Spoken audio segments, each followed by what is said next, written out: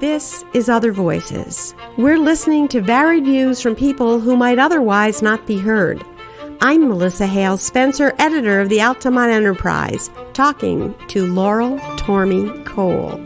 She says a goldfinch is what led her to garden with native plants. Her cosmos, she explained, were too tall to deadhead. One day she noticed a goldfinch eating the seeds from the spent flowers she'd been unable to pinch off. Now her garden in Knox is almost entirely native plants. Tormey Cole has adopted a zero-waste lifestyle, reducing the trash she throws away in a month to less than a single small bag.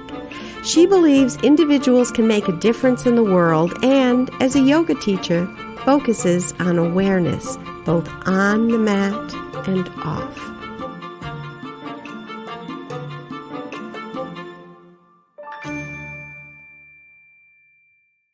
Welcome, Laurel. Hi, Melissa. Thanks for having me. Well, we have so much to talk about with Laurel. I called her because of a piece she's written on the rusty-patched bumblebee, but really, in setting up the interview, I've been aware for a long time of her wide range of interests. She's an expert in native plants. She runs not one, but 2 yoga studios. And lately, she's embraced this idea of zero waste. So we just have a lot to talk about. I'd like to start with the thing that's newest to me, which is the zero waste. Okay. So tell us just a little about what that is and how you became involved in it. Okay. So I think I came across it kind of accidentally. I don't remember what the original sort of impetus was, but I either heard or came across something that mentioned it, and I was like, I don't know what that is. And so I started to do a little bit of looking online. And as I started to, actually now I think I do remember what it was. We were looking into getting a worm composting bin for the Nature Center. And so when I started looking into that, I was looking at composting and other things, and that brought up this idea of zero waste. And I was like, I don't know what that is. So I started to do a little bit of research online, and the more and more I read about it, I was just kind of amazed. So most of us are familiar with reduce, reuse, recycle. Unfortunately, most of us focus on the last one, which is actually supposed to be the last one. And there's not a lot of focus about reduce and reuse. And we focus on recycling as far as dealing with our waste, our trash. So zero waste actually expands on that idea. And it's refuse, reduce, reuse, recycle, rot. And so you've added at the beginning refuse and at the end rot. Okay, we need to explore this. Yeah, what kind of things can you refuse? So when you're refusing things, it can be as simple as, no, thank you, I don't need a bag. When you have less than 3 or 5 things to walk out of a store with. When we go to conferences, there's always tchotchkes that they, hand out. You don't need all that stuff. Talking about gifts as people are, you can reduce on that. So there's a lot of ways that you can refuse. For me, I've been really focusing more on reduce. And I've been actually doing that for many years, but with this focus on zero waste lifestyle, I have increased my focus about that probably like 100-fold. So the idea is that you are consuming less, being really aware about packaging. But what do you do about that? I remember being so frustrated recently buying a bone for my dog. And you used to be able to go to the butcher, get an old bone, and there you were. And now they're in plastic. Probably on a styrofoam tray. Yeah. So that never recycles. But that never breaks down. How do you overcome just the way manufacturers package things? It's challenging. There are certain things that are difficult. I mean, we used to get, when you think about it, we used to get meat in a little cardboard tray. Yeah. I mean, I hadn't thought about that in forever. I was like, oh yeah, all that new stuff used to be on a cardboard tray. It's not anymore. So there, for me, and I'm sure for anybody who pursues this, it's a gradual process. But once I started to, one of the first things you can do is just kind of assess, what am I throwing out? And just kind of assess your trash, which sounds a little odd, but it's a good place to start. And so when I started to look at that, it was like, okay. So I first started to focus, it was like, my concept was, that means I should be recycling more. And that's kind of how I first interpreted zero waste. And that wasn't actually quite where it was going. It's actually more about decreasing the entire stream. And so I started to study more about recycling and started to understand it's actually rather complicated. And things that I thought were recyclable aren't necessarily. So that was a little discouraging at first. And then I was like, okay, I really need to stop having so much stuff that I need to either try to recycle. Just to back up on that last point, we did an in-depth look at talking to an expert at the Department of Environmental Conservation, and she said a lot of people do wish recycling. They think it's going to go somewhere, and when I actually itemize the things that can't be recycled and are just clogging up the people that are working on, right. on that, it's really kind of stunning. Yes. So, like you were telling me over the phone that you've reduced the amount of garbage that you produce in, was it a month? Into just it will fit in one of those small bags that we shouldn't be using anymore, but that size. The single-use plastic bags that are from the supermarkets. Yeah. So my very first try, I took it's been interesting to go through it's a fascinating process, but if you're kind of an environmental geek like me, then you think it's fascinating. So, the large container that you can get from the deli with like potato salad in it, that size. Yeah. So that was my first goal, was to see if I could reduce into that. And I got it down into about a week, I think, the first time. I was able to reduce my trash into that in a week. And everything else is either being recycled or composted.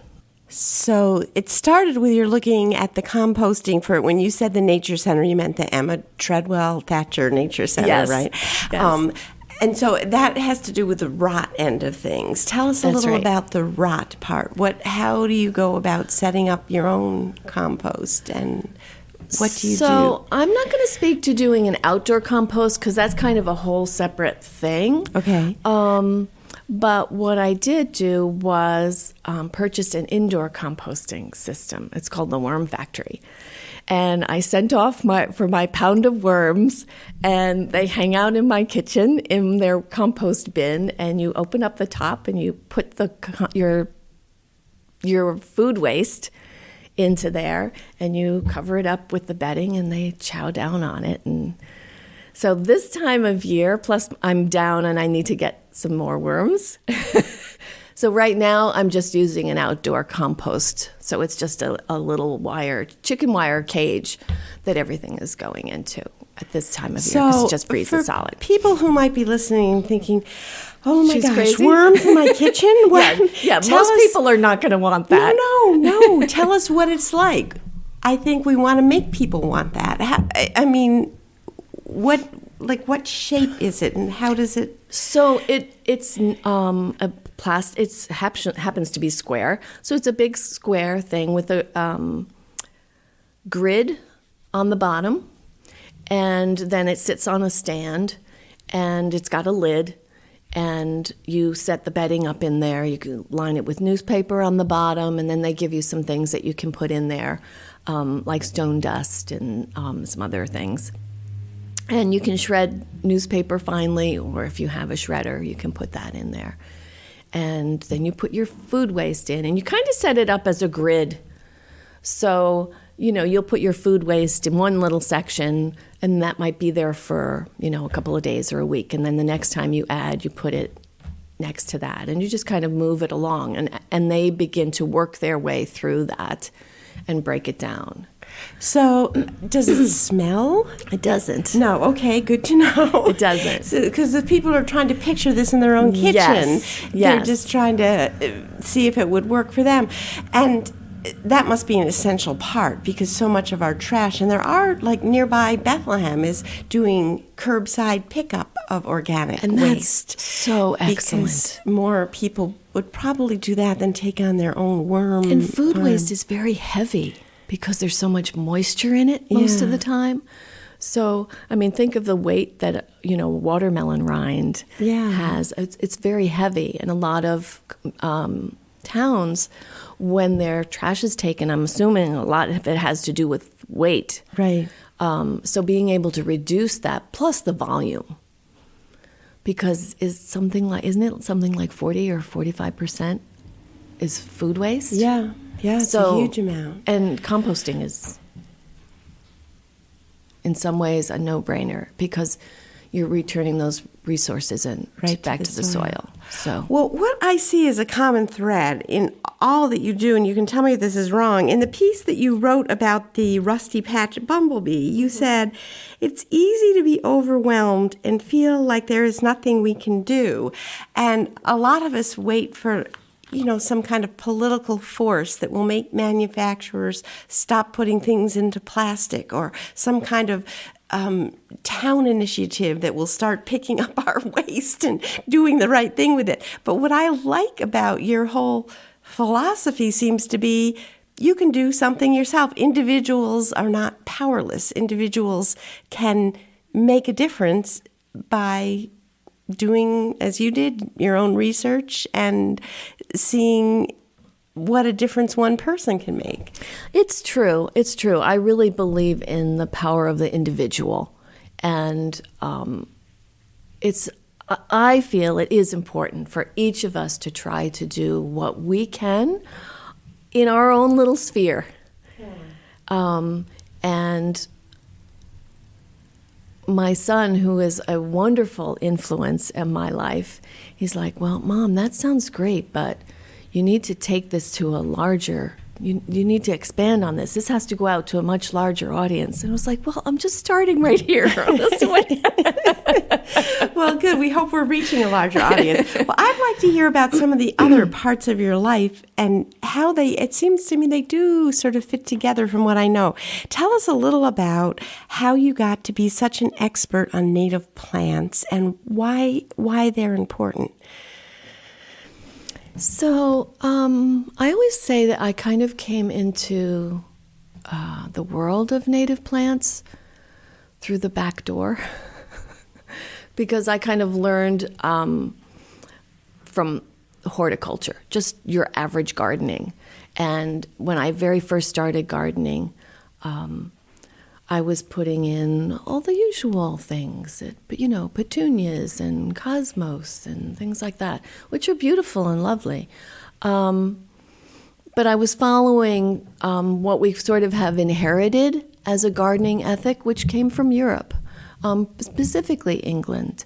Gertrude Jekyll and, famous gardeners there. And so we kind of took that ethic and brought it here to the United States as we developed our country.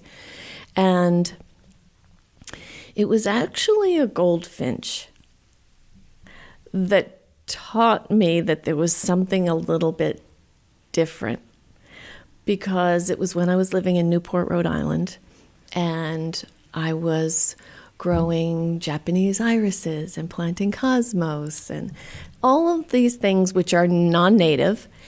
And you're supposed to in the typical gardening world, you deadhead, you take the seed heads off.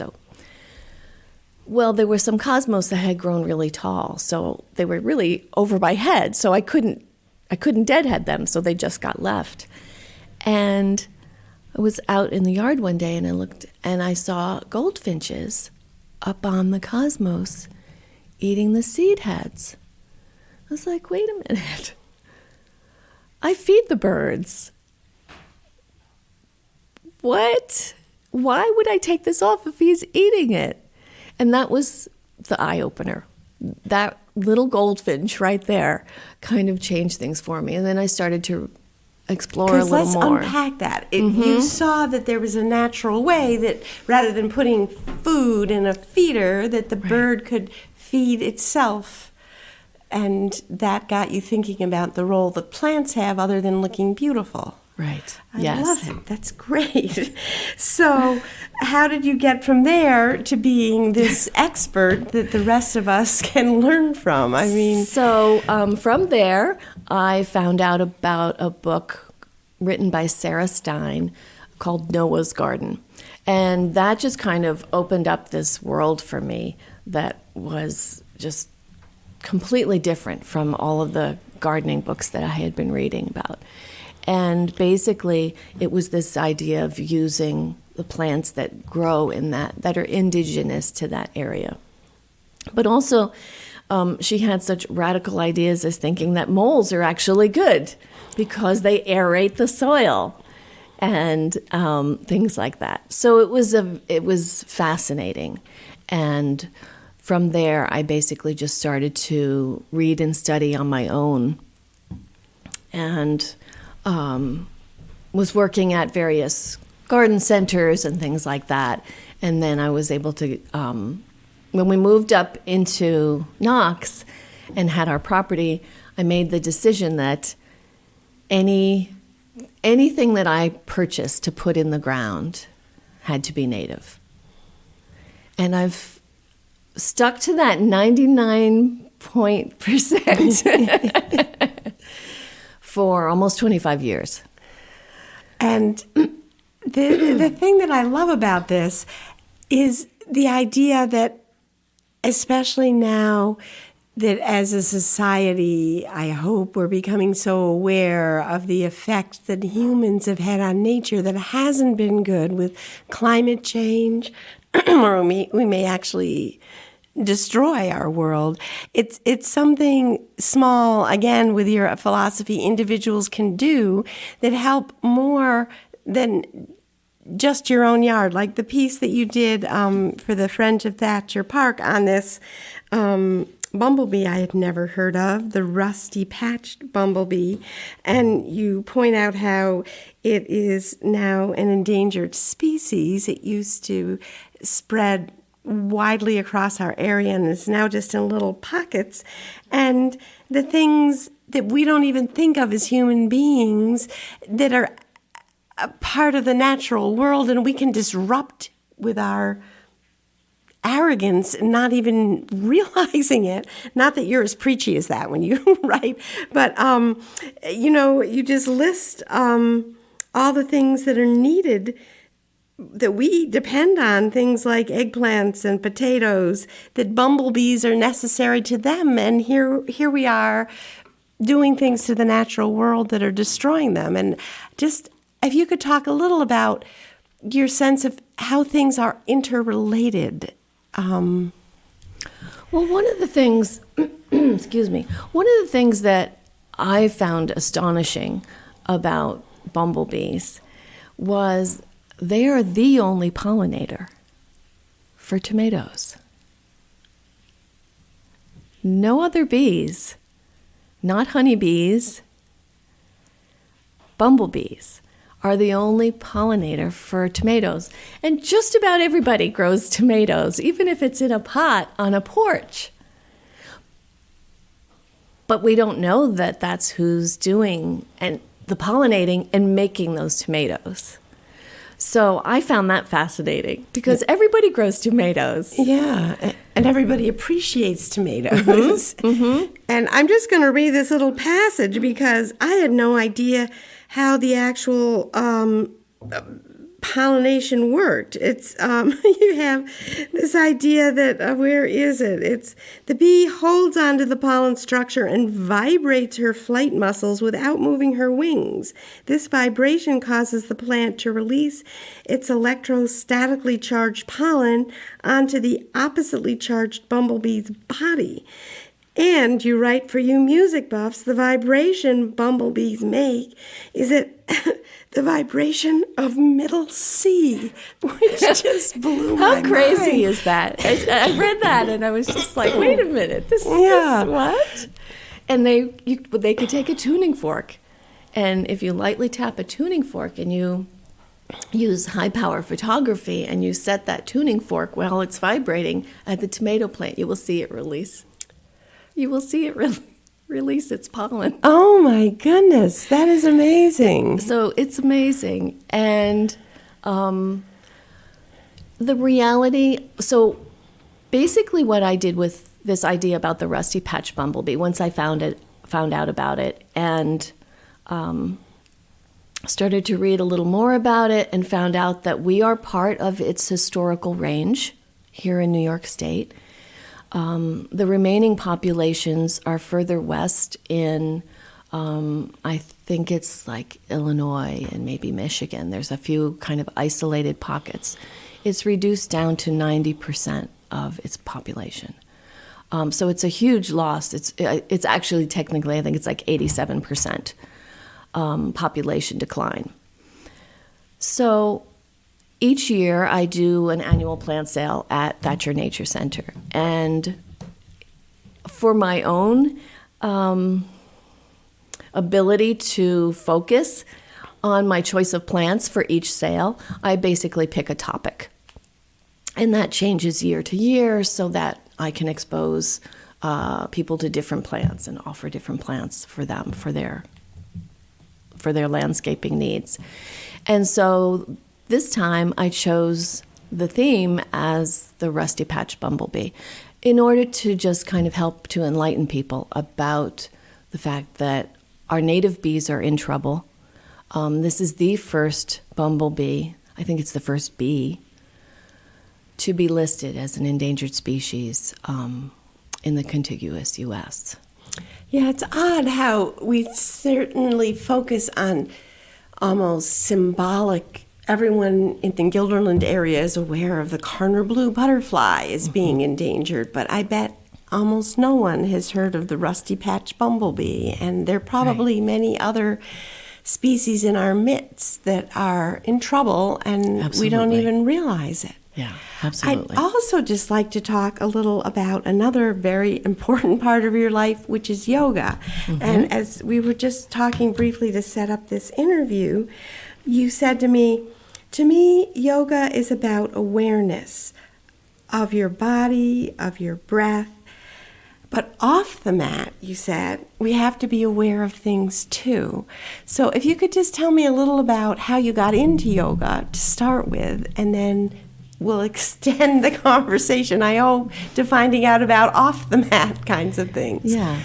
So I started yoga probably almost 25 years ago. I was dealing with a lot of migraines. I was having an enormous impact, negative impact on myself, on my family. I was homeschooling my son at the time, which was making it, difficult, I felt like, to be there for him the way that I wanted it to be. I finally ended up going to a neurologist and getting some help that way, but also really deciding that I needed to have some other tools to help me with this. And so that was a large part of my originally. And did it help? It definitely did. And it has helped with, I also had knee issues. I've had shoulder issues. I have issues in my back. And yoga I find that stunning because I've seen pictures of you in these unbelievable positions for any human being, but for a woman our age, it just seems impossible to me that you'd be able to bend your body to do that. Yeah, yoga is an extremely powerful practice. It's a very healing practice. It's different from typical forms of exercise, I feel like, in large part because of this focus on breath. So it literally teaches us how to breathe and or how to breathe differently. Before I started yoga, I was a very shallow breather. And so I was like breathing from here to here, from the top, basically above the sternum to the collarbone. That's not a lot of capacity for oxygen for our bodies. Yoga can train you very easily. It's not a difficult thing. A couple of classes focusing on it, and you can probably get it down. But just to breathe more fully, more deeply. We don't typically go around thinking about our breath. No, you don't. It's just something that's there. It's just something that we do. And now that you're mentioning this, I'm trying to think. I guess I'm a shallow breather. I don't even think about how I breathe. So isn't that interesting? I don't know anything about yoga, but I had thought of it both as a sort of religious practice and also as something that had to do with moving your body into certain postures. I hadn't realized it was centrally about breathing. Isn't that interesting? Okay, so there can definitely be a spiritual aspect to yoga, and it's not that I don't connect with that on a personal level. When I'm teaching, I don't actually come from that place a lot. I do work with breath a lot. The style of yoga that I teach is, without getting into too much detail about it, it's based on Iyengar, BKS Iyengar, who was a internationally known yogi from India. And he was one of the ones that was responsible for bringing yoga to the West. And he had a focus on precision of alignment when you're doing various postures.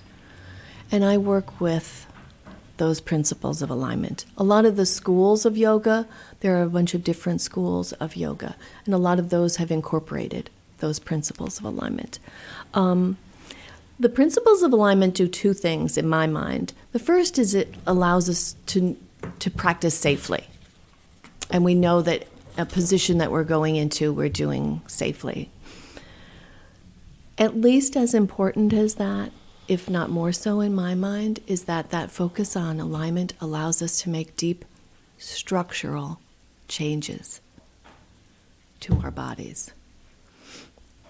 A way to think about it is yoga moves bone.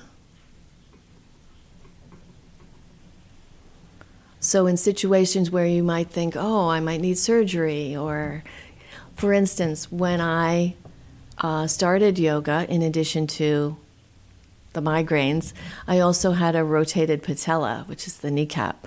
So mine was rotated 20 degrees, which is quite a bit, and was very uncomfortable. And so therefore I was, of course, favoring, and then was, throwing everything out of whack and, causing my other knee to be an issue and everything. Yoga took care of all of that. I had a reverse curve in my back. Well, a lot of people, scoliosis is when it curves side to side, and mine curved out in this place where everyone else's would curve in. Yoga has changed that. Isn't that wonderful? So it's kind of a self-healing process. Absolutely. Very much so. Very much so. Who are your students, if you could describe? I don't mean individuals. I mean like categories or types of people. I often think of yoga as kind of beyond the reach of the ordinary person. Oh, okay. Yeah, that's so totally not it. Oh, good. Straighten me out. If you can breathe, you can do yoga. Because so much of it is about breath. So what you're saying is everyone can do yoga because we all breathe. Yeah. Isn't that interesting? Yeah. And I think it's also not unusual for people to think in terms of yoga as you need to be really slender, you need to be really young. And really flexible. And maybe very white. So none of that is true. None of that is true. I didn't start until I was in my 40s. And then people could start at any age.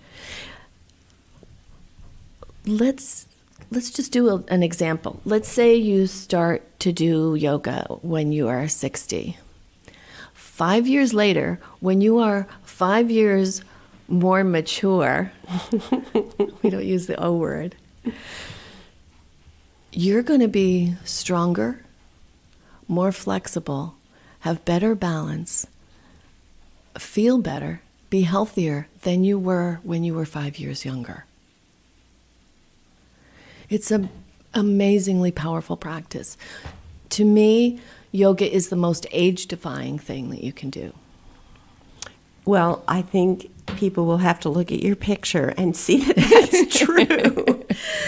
So tell us a little, in the tiny bit of remaining time that we have left, about this idea of off the mat, using some of those same principles that you want your students to be aware of. So we work with this precision of alignment, and it allows us to become very aware of our bodies, how we're moving. So for instance, if you were to say to someone to, round their spine, a lot of times the shoulders come way up by the ears. Mm-hmm. That's your shoulders, that's not your spine. And so with this, it begins to teach us more and more subtle aspects, so we can start to tease apart and integrate how to move and how to change how we move. We tend to bring things in and move habitually. So that deeper awareness of our physical being allows us to open up, literally and figuratively. We start to become more expansive. We start to breathe more deeply. We start to open up the fronts of our bodies, whereas we might be, it's very typical for us, especially culturally, to be hunched. We're hunched when we're driving, we're sitting all the time. We're hunched in front of our computer screens. We're hunched over our computers. We're, texting. So this kind of a physical aspect of the shoulders coming forward and rounding and the spine rounding. And with yoga, that starts to change. And I'm actually doing a continuing ed class right now, and the people have come for one class. They just had their second class. And one of the students came in and said, just within that 1 week, from the one class, she's like, I'm already aware of my breathing and moving my shoulders back. So we start to open up physically, but that also is figurative as well. Our heart space starts to become more expansive. So that's kind of on the mat. To me, yoga means awareness. So it's this awareness of our physicality, awareness of breath. And then when we move away from the mat, just as this student had said, they're starting to be aware of their posture. They're starting to be aware. So that's not while she's on the mat. That's during her day. Mm-hmm. And so that awareness has traveled out a little further into her day-to-day environment. So what else can we be aware of as we move through our daily lives? Well, one of the first things is our interactions with the people that we, either live with or work with, and how we're responding to them. Yoga can really make you be less reactive, if that makes sense. Mm-hmm. So instead of, I don't know, what's a good example? Where you might feel frustrated and just, get very worked up about something, whatever that something is. Once you have a yoga practice, it changes how you start to react to situations. And you start to just be like, okay, that's really lousy. And then either do something about it or move on. So I definitely have, through my through my yoga career, if you want to call it that, through my own personal practice, I would find that if I wasn't practicing for a couple of weeks and I had a week where I was, just whatever was going on and I wasn't practicing, I would start to feel that reactivity start to climb a little bit. It's like, I need to get back to my practice. So that's part of it. And the other part is aware. What is awareness? Awareness is what is in my immediate environment. What is in my immediate environment? Well, the birds, the trees, the plants, that's all part of our immediate environment. Do we know the names of the trees in our yard? Do we know the species of birds that are in our yard? And that's all part of our community. So yoga is very much about community. And that's actually sort of our motto for my business, for Orchid Tree Yoga, is growing community. And so having this larger awareness of the environment that we are in, our local community, our state community, our global community, is how you kind of bring all of that. That's kind of how I bring it all in. I think that's wonderful, and it's a perfect closing thought. The idea of a community that can be as small as your yard and as big as the world. And as small as your mat.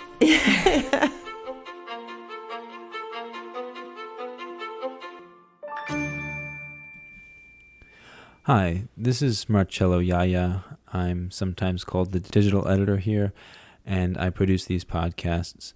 I just wanted to quickly say that before these podcasts are recorded, there's a lot of work that Melissa does and puts into them to make them as good as they can be, both in choosing the guests and researching them.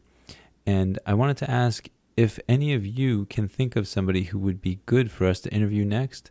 Just send us an email or give us a phone call. podcasts@altamonenterprise.com or 518-861-4026, extension 102. Thank you.